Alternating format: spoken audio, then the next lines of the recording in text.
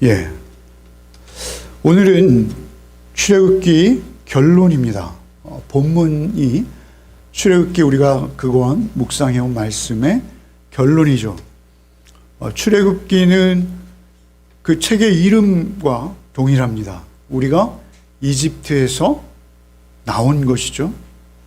이집트를 벗어난 것입니다. 이집트의 탈출 사건이에요. 그래서 출애굽기의 제목은 출애굽기가 된 것입니다. 출애굽.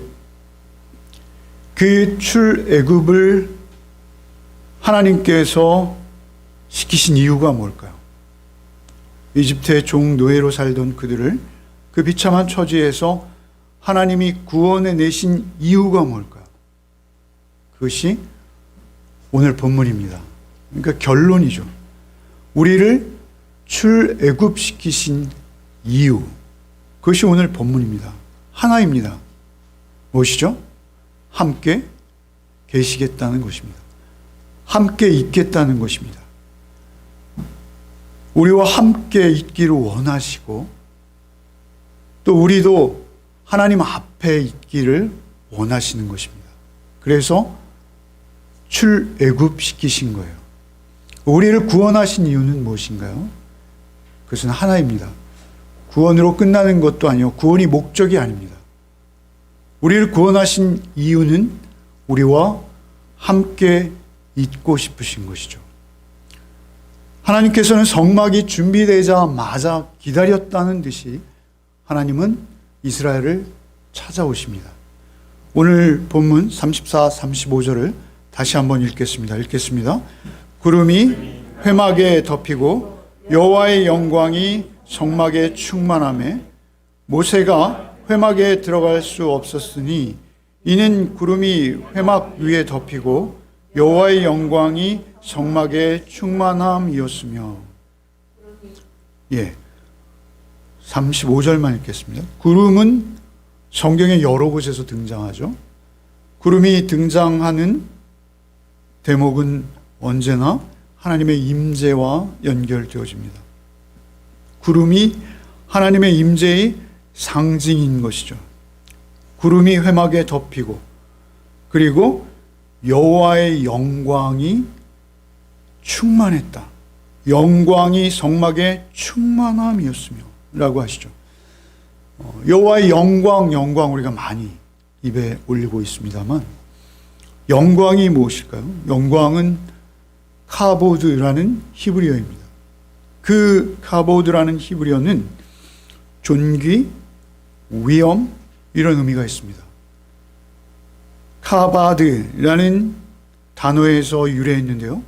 그것은 무겁다, 무겁게 싫다 뭐 이런 그런 의미입니다. 존귀하다, 위엄이 있다 이런 것들이 의미하는 바가 무게입니다. 무게. 그죠? 비중이라고 하죠, 우리가. 하나님께서 우리에게 그렇게 무거운 분이시라는 것이죠. 이번에 다시 출애굽기를 묵상하면서 하나님의 영광은 무엇이냐? 우리의 삶 속에서 우리가 하나님을 어떻게 경험하는가? 하나님이 과연 우리 중심에 가장 무거우신 분인가? 하나님이 가장 우리의 삶에 두렵고 떨리며 사랑스러우신 분인가? 하나님이 어떤 분이신가?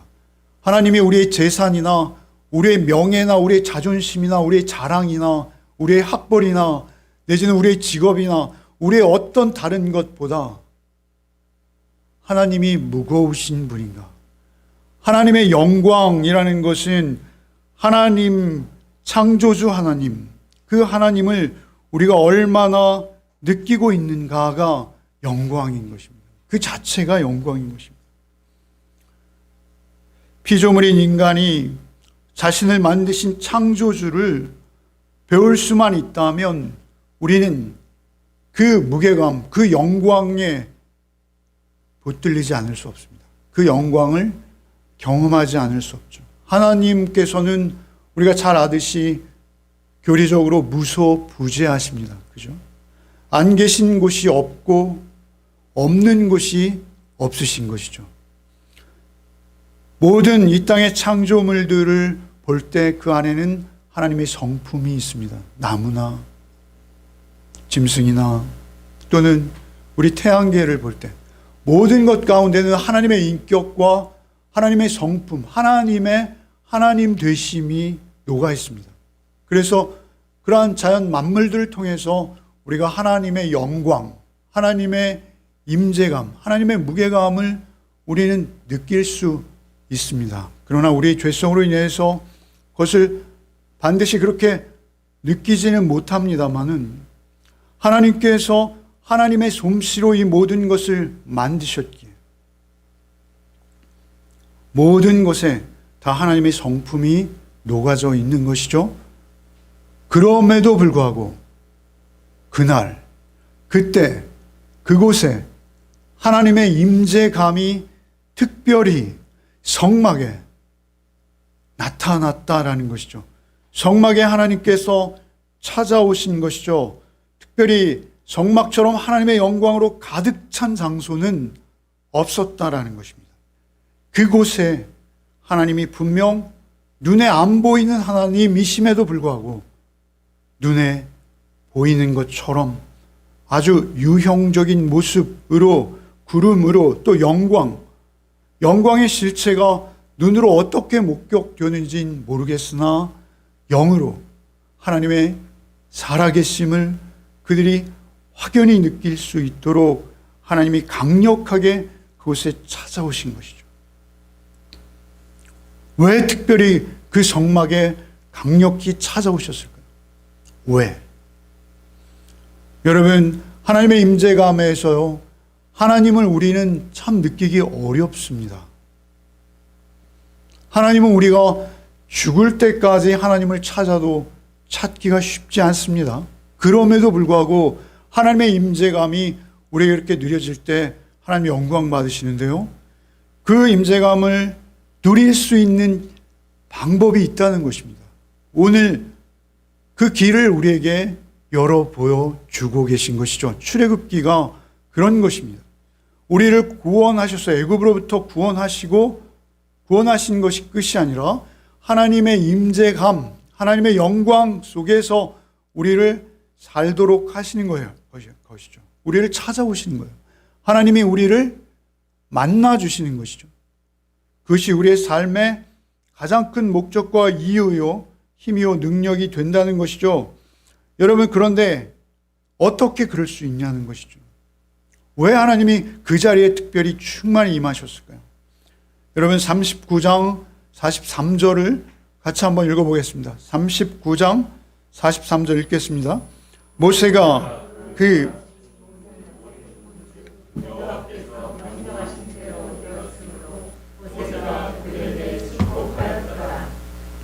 여호와께서 명령하신 대로 되었으므로 여호와께서 그들을 축복하셨어요. 모세가, 그죠? 그리고 모세의 축복 이후에 바로 여호와의 축복이에요. 여호와께서 살아계신 하나님으로 그들의 인생 중에 유형의 모습으로 찾아오신 것. 이보다 더 큰 복은 없는 것이죠. 그런데 여기서 비밀은 여호와께서 명령하신 대로 준행했기에 여호와께서 찾아오신 것입니다. 여러분, 지지난주 우리 말씀의 제목이 뭐였죠? 내가 만든 하나님이죠. 내가 만든 하나님은 불확실하죠. 확신할 수 없습니다. 그러나 하나님께서 찾아오실 수 없는 이유는 무엇입니까? 우리가 하나님의 하나님 되심을 인정하지 않는 것이죠. 하나님께서 찾아오실 수 없는 것입니다. 여러분, 39장에는 여호와께서 모세에게 명하신 대로 하였더라라는 표현이 10번 등장합니다. 10번. 여러분, 오늘 우리가 본문으로 읽고 있는 40장에는 여호와께서 모세에게 명령하신 대로 하였더라 라는 말씀이 8번 등장합니다. 8번. 39장에 10번, 40장에 8번이나 반복되고 있어요. 여호와께서 모세에게 명령하신 대로 그들이 장막을 세웠어요. 그 장막을 세우자 하나님께서 마치 기다리고 계셨다는 듯 그곳에 임하시는 것이죠. 여러분, 성막이 무엇이길래? 성막이 왜? 성막이 어떻게 그런 일을 가능케 하나요? 여러분, 우리는 성막을 지난 한 달 묵상해 왔습니다만, 여러분, 그 증거계, 그 등대, 떡상, 향단, 물두멍, 번제단 다 한 가지, 한 분을 비추고 있습니다. 그분은 누구시죠? 예수 그리스도 한 분을 조명하고 있는 것이죠. 그 예수 그리스도, 그분을 조명하는 그 장치들, 그 장치들이 의미하는 의미, 그들이 자원하는 심정으로 그 물질을 하나님 앞에 내어놓고, 그리고 그들이 하나님께서 명하신 그대로 그것들을 예배했을 때 그들이 살 길이 열린 것입니다. 그들에게 생명의 길이 열린 것이죠. 여러분, 신앙생활은 그 흥분입니다. 그 기쁨이요, 그 깨달음입니다. 여러분, 그들이 하나님의 임재 앞에 나아갈 때 맨 처음 부딪히는 곳은 어디입니까? 번제단이죠. 번제단에서 자신의 소유, 자신의 재물을 가지고 그 헌제자가 칼로 각을 뜨고 그것을 잡는 것이죠. 피 흘리는 것입니다. 그리고 그곳에 태워 드리는 것이죠. 하나님께 흠양하실 수 있도록 번제단을 지나 물두멍을 지나 그리고 성소에 들어가는 제사장, 성소에 들어갔을 때 자기의 뒤편에는, 왼쪽 뒤편에는 등대가 있고 오른쪽 뒤편에는 떡상이 있습니다. 등대는 빛으로 오신 예수 그리스도요, 떡상은 육신이 말씀이 되신 예수 그리스도이시오. 앞에서 살라지고 있는 향, 그 정면에 있는 향은 예수의 이름으로 기도할 수밖에 없는 우리의 기도의 향이죠. 그렇게 그곳에 있을 때 그들은 비로소 시은좌 앞에 나갈 수 있게 되는 거예요. 시은좌. 하나님 은혜의 보좌 앞으로 나갈 수 있는 거예요. 가장 고결한 피를 가지고. 그들은 짐승의 피였으나 이제는 십자가에 흘리신 주의 피를 가지고 그곳에 나가는 것이죠. 여러분, 성막에 들어가서 여러분 제사장이 경험하게 되는 그 길, 번제단 속죄입니다. 물두멍, 돌이킴, 회개, 정결함입니다. 그 모든 것들이 오직 죄인된 우리가 하나님을 만날 수 있는 유일한 길이라는 것입니다. 그것을 그들에게 보여주시는 것이죠. 그런데 그 모든 것이 모두 예수 그리스도 한 분을 보여주고 있기 때문에 예수께서 오셔서 내가 길이다, 이렇게 말씀하시는 거예요. 여러분, 요한복음 14장 6절 한번 읽겠습니다. 예수께서 이르시되 내가 곧 길이요 진리요 생명이니 나로 말미암지 않고는 아버지께로 올 자가 없다라고 말씀하십니다. 예수가 우리에게 길이 되시는 거예요. 번제단도 되시고 물두멍도 되시고, 아니 그것과는 비교조차 불가능한 하나님의 본체이신 그분이 우리에게 번제도 되어주시고 화목제도 되어주시고 모든 것이 되어주셔서, 히브리서 10장 19절 이하를 우리가 한번 읽어보겠습니다. 그러므로 형제들아, 우리가 예수의 피를 힘입어 성소에 들어갈 담력을 얻었나니 그 길은 우리를 위하여 휘장 가운데로 열어놓으신 새로운 살 길이요 휘장은 곧 그의 육체니라. 또 하나님의 집 다스리는 큰 제사장이 계심에 우리가 마음의 뿌림을 받아 악한 양심으로부터 벗어나고 몸은 맑은 물로 씻음을 받았으니 참 마음과 온전한 믿음으로 하나님께 나아가자. 하나님께 나아간 맑은 물로 씻음을 받고 우리가 예수의 피를 오직 힘입어 하나님의 성소에 들어갈 담력을 얻어 하나님의 은혜의 보좌 앞으로 담대히 나가게 하셨다라는 것입니다. 예수의 피를 힘입는 자, 그 자만이 오직 주의 보좌 앞으로 나갈 수 있다 라고 말씀하시는 것이죠. 더욱 분명하고 뚜렷해지는 것이죠. 하나님의 임재를 충만하게 누리는 방법, 오늘 우리에게는 예수 그리스도 한 분이십니다. 골로새 1장 19절 같이 한번 읽겠습니다. 아버지께서 모든 충만으로 예수 안에 거하게 하시고, 충만으로 하나님이 예수 그리스도 안에 거하세요. 그분은 하나님과 본체이십니다, 사실. 그럼에도 불구하고 이런 표현이 가능한 것이죠. 골로새 2장 9절도 읽겠습니다. 그 안에는 신성의 모든 충만이 육체로 거하시고. 여러분, 우리가 요한복음 3장 16절보다 자주 읽는 말씀이에요. 제 개인적으로 모든 성경 말씀은 이 안에 있다라고 여기는 말씀입니다. 여러분, 요한복음 14장 1장 14절 이유를 읽겠습니다. 말씀이 육신되어 우리 가운데 거하심에 우리가 그의 영광을 보니 아버지의 독생자의 영광이요 은혜와 진리가 충만하더라. 요한이 그에 대하여 증언하여 외쳐 이르되 내가 전에 말하기를 내 뒤에 오시는 이가 나보다 앞선 것은 나보다 먼저 계심이라 한 것이 이 사람을 가리킴이라 하니라. 우리가 다 그의 충만한 데서 받으니 은혜 위에 은혜로라. 충만으로 표현되는 예수. 이제는 그 예수가 우리 안에 거하심으로 충만한 데서 받으니 은혜 위에 은혜인 거예요.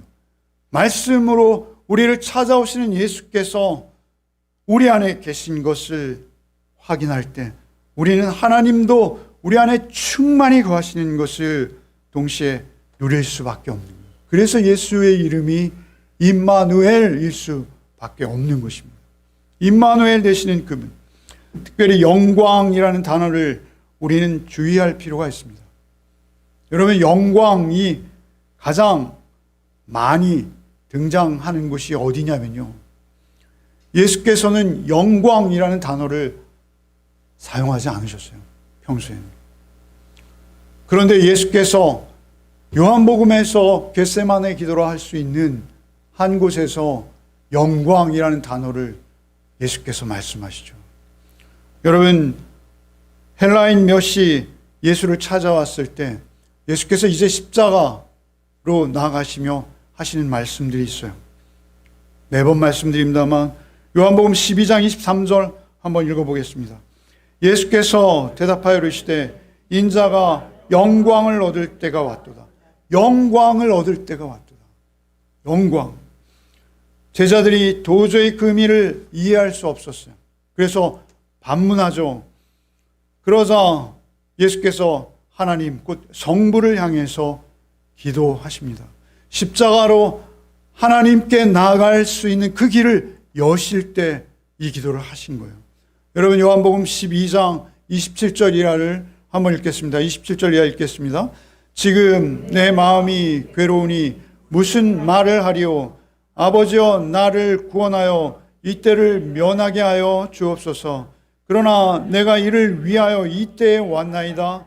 아버지여, 아버지의 이름을 영광스럽게 하옵소서 하시니 이에 하늘에서 소리가 나서 이르되 내가 이미 영광스럽게 하였고 또다시 영광스럽게 하리라 하시니 곁에 서서 들은 무리는 천둥이 울었다고도 하며 또 어떤 이들은 천사가 그들에게 말하였다고도 하니 예수께서 대답하여 이르시되 이 소리가 난 것은 나를 위한 것이 아니요 너희를 위한 것이니라.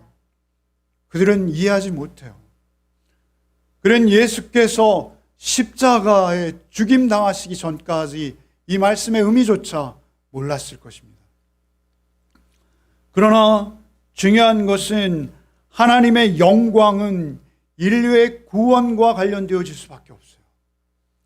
하나님의 영광은 나의 구원과 관련되어진다라는 것이죠. 하나님께서 낮아져서 십자가에까지 낮아지신 것. 그것이 하나님의 영광인 거예요. 하나님의 영광이 그럴진데 우리가 쫓는 영광은 무엇인지요? 여러분, 누가복음 2장 13절로 14절도 한번 읽어보겠습니다. 호련히 수많은 천군이 그 천사들과 함께 하나님을 찬송하여 이르되 지극히 높은 곳에서는 하나님께 영광이요 땅에서는 하나님이 기뻐하시는 사람들 중에 평화로다 하니라. 지극히 높은 곳에서는 하나님께 영광이요. 예수께서 말구유까지 그 냄새나는 짐승의 밥통에까지 낮아지시고 낮아진 것을 천사들은 하나님께 영광이라고 말씀하고 있는 것이죠. 여러분, 우리의 생애에서 예수께서 가장 영광스러워 하셨던 그 순간이 여러분 우리의 생애에서 긴 생애를 살지 않았지만 여러분 돌이켜보면 여러분 소위 우리가 기뻐하던 그 순간보다 우리가 힘들고 어렵고 벅차하던 그때 오히려 하나님께 영광되었던 적은 없는지요? 여러분 성경에서 하나님께 영광을 돌리는 분들의 대목은 말이죠. 그들이 어떤 굉장한 일을 해내서 연예인 대상을 받아서 하나님께 영광이 되었던 것이 아니라 그들에게 영광이었던 순간은 오히려 스데반 집사님과 같이 자신을 향해 돌을 던지는 자들을 향해 저들은 저들이 하는 것을 알지 못하오니 저들의 죄를 용서하소서라는 주님 닮은 모습으로 그가 서 있을 때, 아니 쓰러져 갈 때, 그때 그에게 영광이 임하는 것입니다. 그에게 영광이 임할 뿐만 아니라 하나님의 영광도 그곳에 드러나는 것입니다. 모세가 하나님께서 명하신 대로 성막을 세우지 않았다면, 그가 만약 자신의 생각대로 여러분 성막을 세웠다면 어떤 모습이었을까요? 저는 좀 엉뚱한 생각을 해봅니다. 여러분 아마 저 같으면 바깥쪽으로 금을 번쩍번쩍 두르고 안에는 대충 했을 겁니다. 하나님의 영광은 변치 않는 금과 같은 것인데 여러분 우리는 눈에 보이는 것만을 쫓아서 여러분 여호와의 명하신 대로 하는 것이 하나님을 만나는 길이에요. 오히려 내 생각과 내 뜻을 내려놓고 나를 쳐서 하나님의 말씀에 복종시키지 못하는 우리들 끈질기게, 그럼에도 불구하고 하나님 앞에 복속할 때, 하나님 앞에 무릎 꿇을 때 하나님이 옳으시고 나는 틀렸네요 라고 우리가 고백하며 하나님 뜻 앞에 순종할 때 구름이 성막을 덮는 것이죠. 출애굽기 39장 43절 읽겠습니다. 모세가 그 마친 모든 것을 본즉 여호와께서 명하신 대로 되었으므로 모세가 그들에게 축복하였더라. 축복하는 것이죠. 축복이죠. 하나님의 영광이 임할 때 축복인 것입니다. 여러분, 우리가 우리식으로 하나님께 영광을 돌린다면 오히려 화를 부를 것이죠. 만들어낸 하나님, 금송아지, 그것을 하나님이라 섬긴다면, 여러분 마태복음 23장 13절 한번 읽겠습니다. 화 있을진저 외식하는 서기관들과 바리새인들이여, 너희는 천국문을 사람들 앞에서 닫고 너희도 들어가지 않고 들어가려 하는 자도 들어가지 못하게 하는도다. 여러분 이것이 오늘날 우리 교회들의 모습이 아닌가요?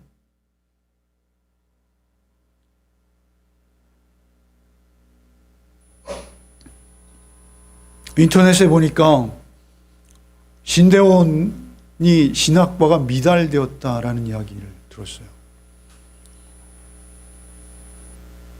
소위 우리가 잘 아는 한두 신학대학원을 제외하고는 그 외에 다른 굉장히 오랜 전통이 있는 감리교 신학대, 굉장히 오래된 학교입니다. 침례교 신학대학교. 여지없이 다 미달이랍니다. 미달. 수년 전만 해도 서로 박 터지게 들어가려고 하던 곳이죠. 그런데 이제 미달인 것이죠. 여러분, 이제 시작된 것입니다. 오히려. 여러분, 영광이 무엇입니까? 영광은 하나님의 말씀에 순종하는 거예요. 자기를 비워내며 끝없이 죄 십자가 앞에 나가는 것입니다. 이것이 쉬운 것인가요? 이것이 그렇게 인기 있는 것인가요? 세상으로 봐서는 인기 없습니다. 애굽이 더 좋을 수밖에 없는 자들 가운데 살아가는 우리가 십자가를 향하여 나의 인생의 방향을 돌리는 일은 쉬운 일이 아닙니다. 하나님의 은혜 없이는 되는 일이 아닙니다. 요한복음 1장 14절 말씀이 육신이 되어 우리 가운데 거하심에가 뭐라 그랬죠? 예? 네, 장막. 감사합니다. 이 헬라어가 소위 성소를 치시는 거예요. 장막을 치시는 거예요. 그런데 우리 안에 오셔서 장막을 치시는 그분이 누구시라고요? 십자가에 피 흘리신 예수이시라는 것입니다. 십자가에 피 흘리신 예수가 우리 안에 찾아오셔서 장막을 치시는 거예요. 이제는 오직 성령의 도우심으로 내 생각이 아니라 주의 말씀을 쫓는 자로 살겠나이다. 말씀이 육신이 되어 우리 가운데 장막을 치시니 아버지의 독생자의 영광이요 은혜와 진리가 충만하다. 여러분, 오직 주께서 우리 가운데 찾아오시지 않고 우리가 세상을 이길 수 있는 길이 없습니다. 여러분, 주께서 우리 가운데 찾아오시지 않고 우리가 세상에 판판이 지고 끌려갈 자들이지 세상을 이길 수 있는 자들이 아니다라는 것입니다. 그렇게 주께서 우리에게 찾아오셨을 때 36절 이하의 삶이 이루어지는 것이죠. 36절부터 끝까지 한번 읽겠습니다. 구름이 성막 위에 떠오를 때 이스라엘 자손이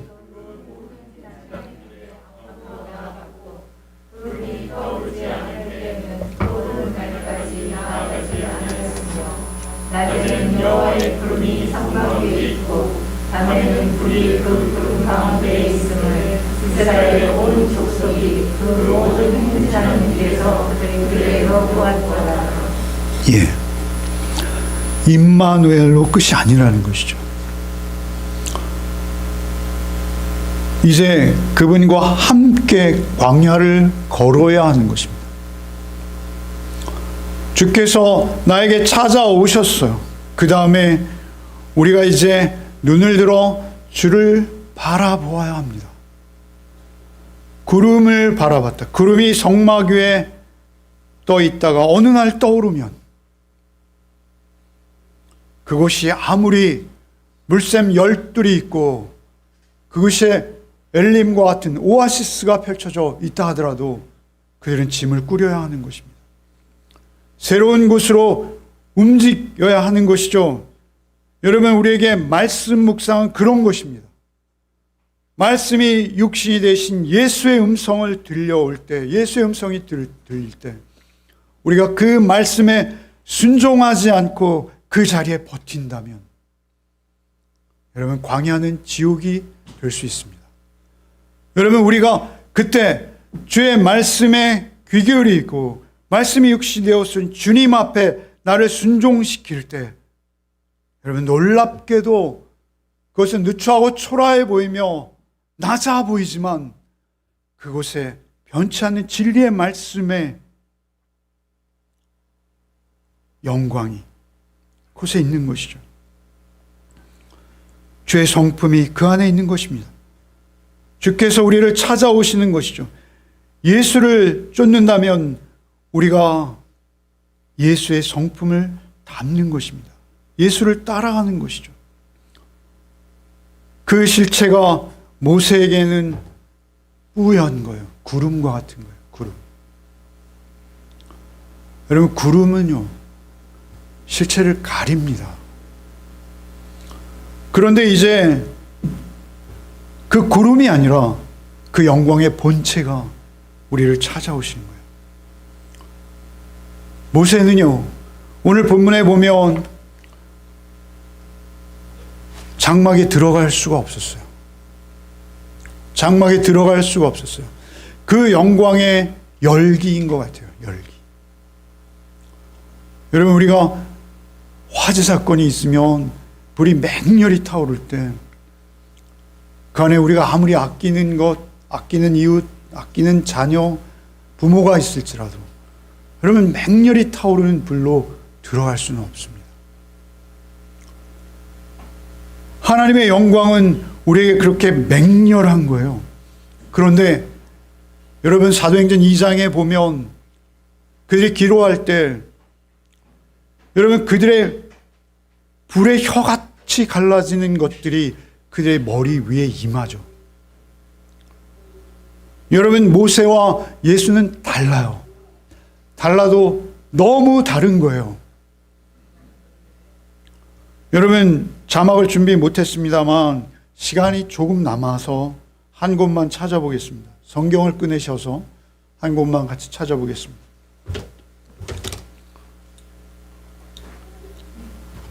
히브리서 3장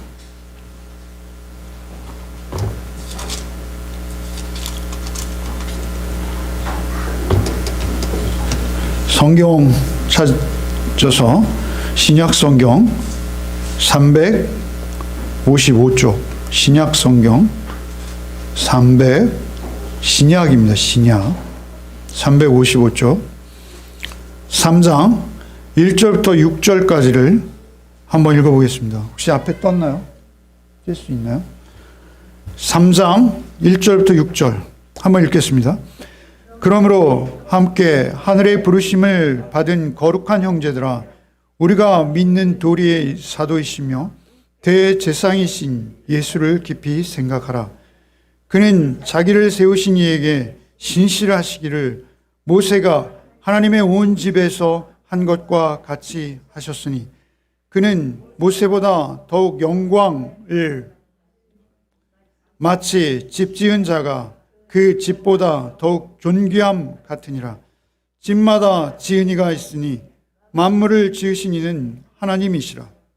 또한 모세는 장래에 말할 것을 증언하기 위하여 하나님의 온 집에서 종으로 신실하였고, 그리스도는 하나님의 집을 맡은 아들로서 그와 같이 하였으니 우리가 끝까지 굳게 잡고 있으면 우리는 그의 집이라. 누가 그의 집이라고요?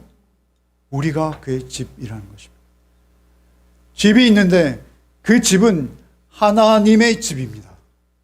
하나님께서 가장이 되시는 것이죠. 모세는 그 집의 종입니다. 사환입니다. 예수께서는 그 집의 아들이십니다. 하나밖에 없는 아들이십니다. 여러분, 모세와 예수의 차이는 그 본질이 다른 거예요. 빌립보서 2장 6절 7절 그는 근본 하나님의 본체시나 하나님과 동등됨을 취할 것으로 여기지 아니하시고 오히려 자기를 낮추어 사람과 같이 되신 그 주님, 그 주님이 이제는 우리 안에 직접 찾아오시는 것이죠. 그게 불이 혀같이 갈라지는 보혜사 성령. 이제는 우리를 도우시는 분으로 그분이 우리 안에 임재하시는 거예요. 그래서 우리가 지성소가 되는 거예요. 여러분 마태복음 18장 20절 한번 읽겠습니다. 두세 사람이 내 이름으로 모인 곳에는 나도 그들 중에 있느니라. 고린도서 3장 16절도 매번 우리가 요한복음 3장 16절보다 자주 읽습니다만 여러분 외우셔야 되는 말씀이에요. 읽겠습니다. 너희는 너희가 하나님의 성전인 것과 하나님의 성령이 너희 안에 계시는 것을 알지 못하느냐. 고린도서 6장 19절 이하 너희의 몸은 너희가 하나님께로부터 받은 바 너희 가운데 계신 성령의 전인 줄을 알지 못하느냐. 너희는 너희 자신의 것이 아니라 값으로 산 것이 되었으니 그런즉 너희 몸으로 하나님께 영광을 돌리라. 너희 몸으로 하나님께 영광을 돌리라. 값으로 산 것, 피로 값주고 내가 너희를 샀으니 이제 너희는 성전이다. 너희 안에 나의 지성소가 있다. 내 마음속에 지성소가 생긴 것입니다. 내 마음에 지성소가 있는 거예요. 누구도 침범할 수 없고 누구도 엿볼 수 없고 누구도 빼앗아갈 수 없는 내 마음의 가장 깊은 곳에 살아계신 주께서 지금 현재적으로 나와 함께 하시는 것입니다. 이 세상 어떤 것도 심지어 죽음조차도 갈라 놓을 수 없는 내 마음의 지성소 안에 살아계신 주님이 찾아오신 거예요. 이 기쁨은 성령으로 경험한 자가 누리는 기쁨이죠. 그래서 베드로 사도께서는 자기의 배와 그물과 아비를 다 버린 채 주님을 따를 수 있는 거예요. 처음에는 구름에 있는 듯 하였으나 점점 뚜렷이. 그럼 바울 사도께서는 그 유대인으로서의 모든 기득권과 로마의 시민권 이걸 다 버리는 거죠. 여러분 삭개오가 내 재산의 절반을 나누겠나이다 외치는 거예요. 어떻게 그런 외침이 가능할까요? 오직 돈의 혈안이 되어서 평생 돈만을 위해서 동족들을 괴롭혔던 삭개오. 그러한 외침을 외칠 수 있는 이유는 무엇일까요? 여러분 그들이 하나님을 만나지 않았다면, 하나님의 영광의 임재를 경험하지 않았다면 그들의 인생은 우리에게 아무 의미도 없고 그들의 인생은 아무것도 없었을 것입니다. 대속하신 주님께서 그들의 지성소에, 그들의 가장 깊은 폐부에 주께서 찾아오신 거예요. 주께서 생명으로 그곳을 뚫고 들어오신 거예요. 그래서 그들의 마음이 지성소가 되어버린 것입니다. 우리가 사모할 것이죠. 우리가 늘 바라보아야 할 것입니다. 우리가 늘 기대해야 될 자리입니다. 우리에게도 그런 은혜를 주시옵소서. 주여 내가 그 은혜 없이는 살 수 없사오니 주여 나에게 은혜를 주사 내 마음 주의 지성소 삼아주시고 내 마음의 어느 한 구석조차 주님이 없어 악취나는 일이 없도록 주께서 구석구석 내 마음을 돌보아 주옵소서. 나의 모든 권리를 주님 앞에 내어놓고 내 자아가 오히려 주께 완전히 점령되어져 버린 상태, 여러분 그것이 내 마음의 지성소가 임한 것이죠. 여러분 그러한 지성소가 여러분의 마음과 영혼의 중심의 가장 깊은 곳에 지금 있으십니까? 그곳에 피 흘리신 주께서 하나님의 임재로 여러분 안에 임하시는 경험이 있으십니까? 사모하시기 바랍니다. 구하고 찾고 두드리시기 바랍니다. 주께서 우리에게 찾아오실 때 여러분 우리도 동일한 은혜를 반드시 누리게 될 줄 믿습니다. 여러분 이스라엘을 묵상하며 가장 부러운 것이 있어요. 그것은 오늘 본문 38절인데요. 다시 한 번만 읽어보겠습니다. 읽겠습니다. 낮에는 여호와의 구름이 성막 위에 있고 밤에는 불이 그 구름 가운데 있음을 이스라엘 온 족속이 그 모든 행진하는 길에서 그들의 눈으로 보았더라. 그들의 눈으로 보았는데 낮에는 성막에 나지막히 구름 기둥이 늘 있는 거예요. 그들에게 사막에서의 삶, 제가 늘 설명드렸습니다만 그 그늘이 그들에게 생명이죠. 그런가 하면 그 구름이 말이죠. 저녁이 되면 그 안에 불이 있는 거예요.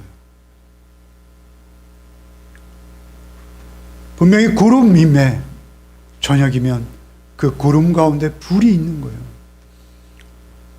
사막은 기온 차이가 심하죠. 밤에는 심지어 추위로 얼어 죽을 수도 있는 곳입니다. 낮에는요, 햇빛 가운데 그냥 1시간만 묶어두면 죽는다 해요. 낮에는 그늘을 주시고 밤에는 따뜻한 온기를 주시는 거예요. 주님이 임해 계신 거예요. 그래서 그 광야와 같은 삶일지라도 그들이 걸어갈 때 그들의 눈을 들어 보면 그곳에 항상 하나님께서 구름과 불로 계신 거예요. 그것을 확인하는 거예요. 여러분, 그래서 모세는 그들의 광야 삶이 끝날 때 마지막 설교를 하시면서 이렇게 고백하시죠. 신명기 1장 31절 한번 읽어보겠습니다. 광야에서도 너희가 당하였거니와 사람이 자기의 아들을 낳는 것 같이 너희의 하나님 여호와께서 너희가 걸어온 길에서 너희를 안으사 이곳까지 이르게 하셨느니라. 마치 독수리가 자기의 보금자리를 어지럽게 하며 자기의 새끼 위에 너풀거리며 그의 날개를 펴서 새끼를 받으며 그의 날개 위에 그것을 엎는 것 같이 홀로 그를 인도하셨고 그와 함께한 다른 신이 없었도다. 여러분, 이스라엘은 금송아지를 세워놓고 하나님이라 했습니다. 여러분, 그들이 조금만 만나 먹는 것이 지겨워져도 여러분, 고기가마와 부추와 마늘을 끝없이 언급했습니다.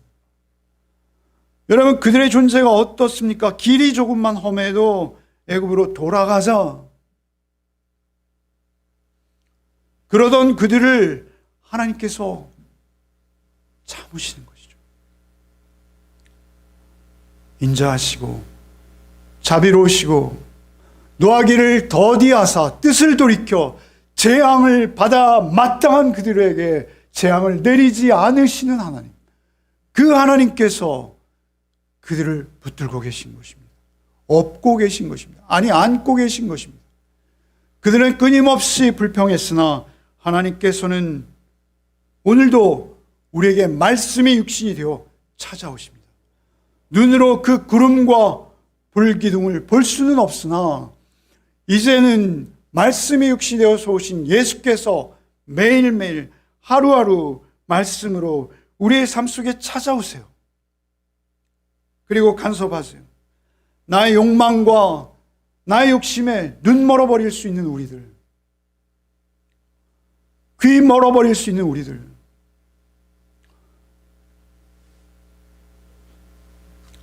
요즘 뉴스를 좀 많이 안 봅니다. 안 보는데 뉴스를 보니까 평생 초등학교에서 섬기셨던 교장 선생님의 일탈이 뉴스에 나오고 있더라고요. 그런가 하면 여러분, 그 대선 후보들의 서로의 주고받는 공방을 보십시오. 여러분, 분명히 어느 한쪽은 진리이고 어느 한쪽은 비진리일 거예요. 아니, 진리 아니라 어느 한쪽은 진실이고 어느 한쪽은 거짓일 것이죠. 그러나 그들이 서로를 비방하는 모습은 마치 벌거벗은 임금님 같지 않습니까? 나만 모르는 거예요. 끝없이 비방을 하고 있으나 사실은 나만 모르고 있는 거예요. 서로가 서로를 향해서 끝없는 비방을 입만 열면 쏟아내고 있으나 나만 모르는 거예요. 눈이 먼 것이죠. 귀가 먹은 것입니다. 왜 눈 멀고 귀 먹었을까요? 그들의 욕망이, 그들의 욕심이 그들을 눈 멀고 귀 멀게 하는 것입니다. 여러분, 우리가 눈을 뜨고 귀를 열 수 있는 것, 하나님의 말씀을 들을 귀, 듣는 귀를 주사 계시록에 계속 반복되는, 주의 말씀은 내 발의 등이요 내 길의 빛이니이다. 말씀 안에 서십시오. 말씀을 여러분 모십시오. 여러분의 마음의 가장 중심에, 지성소에 말씀이 육신이 되어서 주님의 진리를 여러분 담으십시오. 그때 우리는 그러한 욕망에 빠지지 않을 수 있습니다. 그들만이 그런 것이 아니라 나의 삶도 동일할 수 있다는 것입니다. 우리 모든 개인의 삶은 사실 정치입니다. 정치는 우리의 공기와 같은 거예요. 우리의 호흡과 같은 거예요. 우리의 피부에 와 닿는 것입니다. 여러분, 우리의 삶도 내 주변을 향해서 어떤 모습일까요? 우리 각자의 삶을 돌아볼 수 있는 것은 오직 나를 위해 피 흘리신 주께서 내 마음의 지성소에 좌정하고 계실 때, 주의 말씀이 어찌 그리 단지요 내 입에 꿀과 송이꿀보다 더 타다나이 달다라고 고백하고 있을 때, 그때 우리에게 건강한 눈과 건강한 귀가 우리에게 생기는 것이죠. 주께서는 나를 잊지 않으십니다. 주께서는 나를 버리지 않으십니다. 주께서는 당신의 피로 나를 사셨기에 나를 결코 포기하지 않으십니다. 하나님께서 나를 포기하지 않으세요. 그렇게 우리는 우리 자신을 포기할 수 없습니다. 선택권이 우리에게 없습니다. 하나님께서 분명 그 성령으로 나를 찾아오셨고 나를 만나주셨고 하루하루 말씀으로 나를 지금 인도하고 계시다면 어떠한 상황과 어떠한 여건에서도 여러분 절대 나의 지성소 되신 주께서 여러분을 떠나지 않을 것을 믿으시기 바랍니다. 그들은 눈으로 보았으나 우리는 우리의 마음의 중심 가장 깊은 곳에서 매일 그 말씀을 감사하고 그 말씀의 빛에, 그 말씀의 음성에 귀 기울일 수 있게 하신 것입니다. 그것을 믿으시고 삶 속에서 오직 그 음성에 귀 기울이며 한 걸음 한 걸음 주와 동행하는 저와 여러분의 삶이 되시기를 축원합니다. 축원합니다. 주님, 우리 앞에 도사리고 있는 많은 시험과 유혹과 어두움이 있습니다. 우리를 눈멀고 우리를 귀멀게 하는 것들이 너무나 많습니다. 오직 주께서 함께 하시면 넉넉히 감당할 시험뿐임을 우리가 잊지 않게 하여 주옵소서. 오직 주의 말씀이 우리를 인도하게 하여 주옵소서. 오직 주의 말씀만 내 발의 등이요 내 길의 빛입니다. 시편 기자의 고백이 나의 고백 되게 하시고 오직 나의 눈을 열어 주의 말씀을 보게 하소서가 우리의 기도가 되게 하셔서 한 주간 우리의 삶 속에서도 늘 주의 말씀으로 인해 날마다 새로워지는 삶을 살게 하여 주옵소서. 주님과 더욱 친근히 동행할 때 늘 쓰러지며 넘어지는 나를 그 피 묻은 손으로 붙들어 일으키시는 주님을 경험하는 또 한 주가 되게 하여 주옵소서. 예수 그리스도 이름 받들어 기도하옵나이다. 아멘.